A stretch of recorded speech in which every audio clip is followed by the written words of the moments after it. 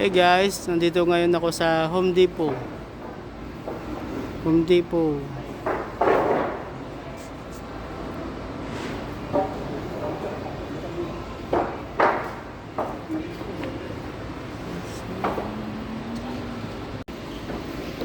So ngayon, mag-construction muna ako, sideline. Kasi wala pa akong trabaho. Ito pala nabili namin. Oh. Yan. Nantay ko pa yung kasama ko. Dito guys, ikaw ang kukuha ng cart mo para lalagyan mo ng mga bibilin mo. Pagpasok mo pa lang dito, dapat may dala ka ng cart, ganitong cart to. Yan. Tapos yan ang lalagyan mo ng mga bibilin mo.